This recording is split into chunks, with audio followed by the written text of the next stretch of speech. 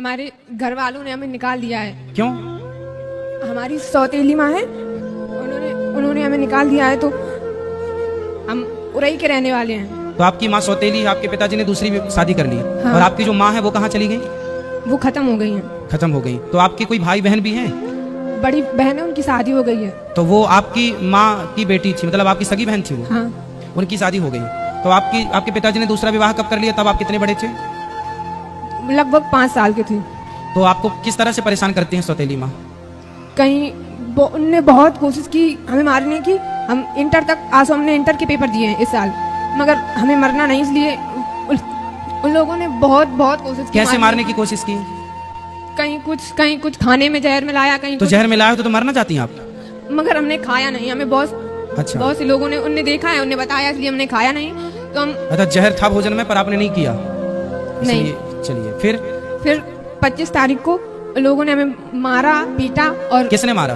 Mummy ने और पापा ने। पापा ने भी मारा। हाँ। फिर उन लोगों ने हमें घर से बाहर निकाल दिया। क्या बोल दिया? बोल रहे थे कि अब हम आपको घर में नहीं रखेंगे, चाहे जहाँ जाओ। फिर आप कहाँ गए? फिर हम उरई आए। उरई में कौन था? उरई से कानपुर से हमें मिली थी। कौन मिली? आपके परिवार में कोई रिश्तेदार में और कोई नहीं है? तो आप वहाँ क्यों नहीं चले गए? वहाँ सब कोई पहले अपनी बुआ के यहाँ गए थे, तो मम्मी बोल रही थी अगर आप रखोगी तो हम आपके खिलाफ कुछ भी कर सकते हैं। आपकी उम्र कितनी है? लगभग 18 साल। तो बेटा आप अकेले घर से आ गए? हाँ। तो बेटा आप अकेले नहीं आना चाहिए, चलो, लेकिन आपके साथ तो गलत हुआ। आपके माँ बाप ने आपको मारा, सौतेली माँ ने अत्याचार किया, वो सब अपनी जगह अलग विषय है। पर आप आए हो, आपको कोई रास्ते में पकड़ लेता, कुछ आपके साथ गलत होता, फिर इसलिए आपको सावधान भी रहना चाहिए। वैसे आपने जब आप आए तो आपको रास्ते में कोई दिक्कत तो नहीं हुई? नहीं।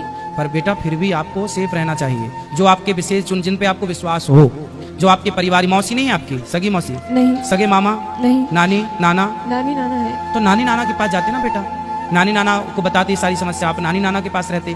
पढ़ाई लिखाई की है आपने? हाँ। तो नानी नाना के पास रह के थोड़ा पढ़ लेते। कहाँ आपकी नानी को ले आते साथ में? आपको इस तरह से भाग के आना बेटा, आना था तो नानी के पास जाना था, नानी को लेके आना था।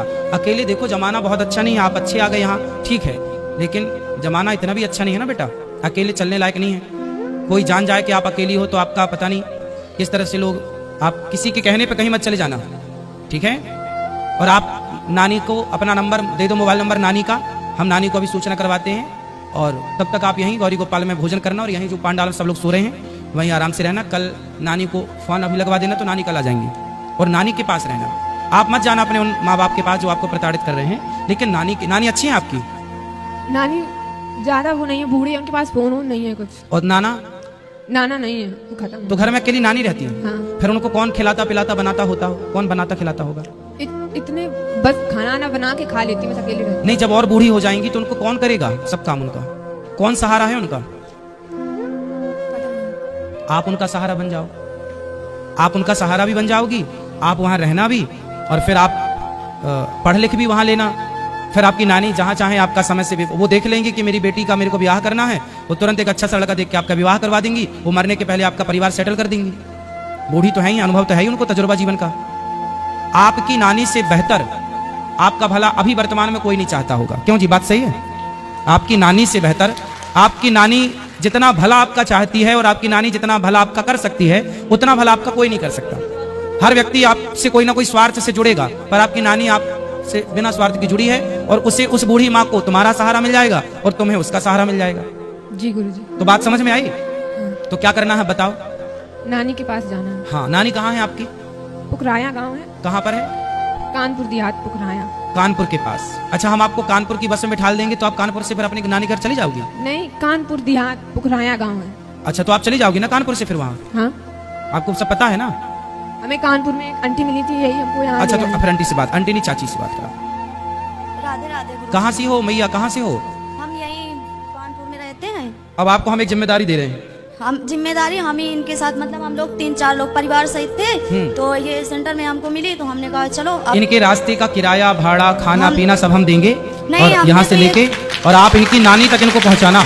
नहीं, हम इनसे बोल रहे थे कि अगर आपके यहाँ कोई खास लोग हो तो बताइए, हम तुमको घर तक उनके छोड़ के आएंगे आप, लेकिन ये तो बताइए, हम पति पत्नी रहते हैं किराए के मकान से। सुनो, अगर आप ठीक है, आपने रास्ते में इनकी हेल्प कर दी, मिल गई, ये बहुत अच्छा। हाँ। अभी आप ना रात को इनको यहाँ गौरी गोपाल में भोजन कराना।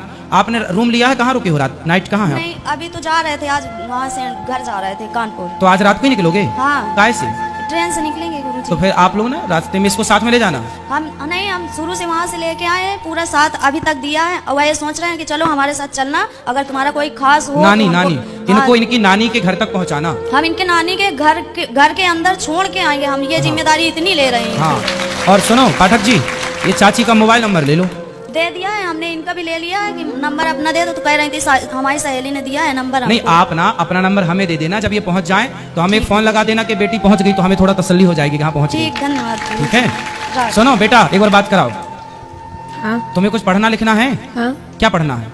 अभी इंटर के पेपर दिए हैं, अब आगे BA BSc कुछ भी कर सकते हैं। तो फिर आप पढ़ना, और आप पढ़ाई में जो खर्चा आएगा ये आपका भाई उठाएगा। ठीक है, अपनी नानी के पास रहना पर, हाँ और अपनी नानी को मत छोड़ना, बूढ़ी माँ है ना, हाँ। सेवा करना, उसका बहुत आशीर्वाद मिलेगा आपको। और पढ़ाई भी करना, और नानी से प्यार भी करना, नानी की सेवा भी करना, और फिर नानी के कहने पर कोई बढ़िया लड़का हो, नानी की आज्ञा पर, तो शादी भी कर लेना। ठीक जी, है, गुरुजी। और पढ़ाई लिखाई में कोई दिक्कत आए तो मैं आपका कौन हूँ आज से? भाई। हाँ, आपका भाई हूँ मैं। कोई भी दिक्कत आए तो अपने भाई से बोल दिया करो। पाठक जी का नंबर ले लो, कभी हमसे बात करनी हो तो आप बात कर लिया करो। ठीक है, कोई भी दिक्कत हो आप बताया करो। ठीक है, और यूं आज से घर ना छोड़ना बेटा, इस तरह है? जी। हाँ, बहुत गलत बात होती है यूं घर छोड़ना।